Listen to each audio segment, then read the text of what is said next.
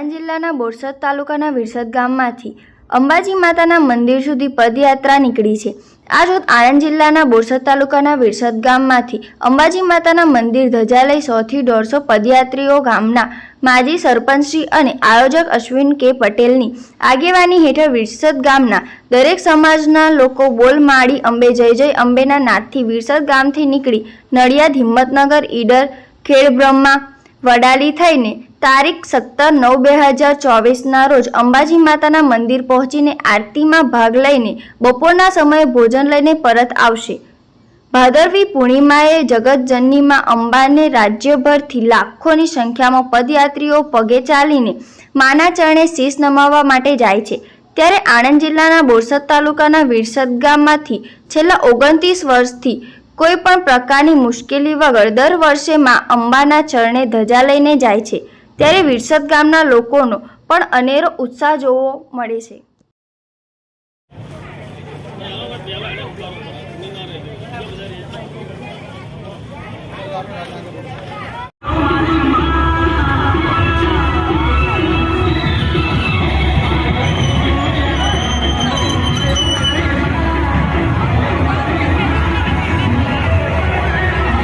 અશ્વિનભાઈ સોમાભાઈ કાછિયા પટેલ, માજી સરપંચ, આદ્યશક્તિ પરિવાર વિરસદ પગપાળા સંઘના આયોજક। છેલ્લા 29 વર્ષથી સતત આ વિરસદ આદ્યશક્તિ પરિવાર દ્વારા પગપાળા સંઘનું આયોજન કરવામાં આવે છે। ગામના તમામ સમાજના લોકો આ પદયાત્રામાં જોડાય છે। લગભગ 100 થી 125 જેટલા લોકો પદયાત્રામાં ચાલીને જાય છે। સાથે લગભગ 50 થી 100 જેટલા બીજા માય ભક્તો પણ ત્યાં અમારી સાથે જોડાય છે। સેવામાં 25 થી 30 જેટલા માય ભક્તો હોય છે। અને આજે નીકળીને અમે 7મી તારીખે આજે ગણેશ ચતુર્થના દિવસે વિરસદથી અમે પ્રયાણ કર્યું છે।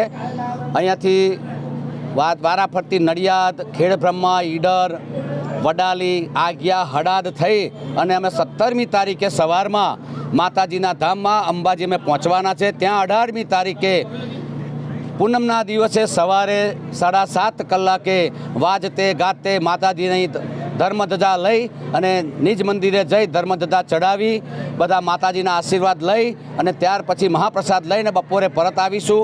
આ સિલસિલો છેલ્લા 29 વર્ષ સતત ચાલુ છે। માતાજીએ એવી અમને શક્તિ આપી છે કે આ 29 વર્ષમાં ક્યારેય કોઈ વિઘ્ન નથી આવ્યું, ક્યારેય કોઈ મુશ્કેલી નથી નડી।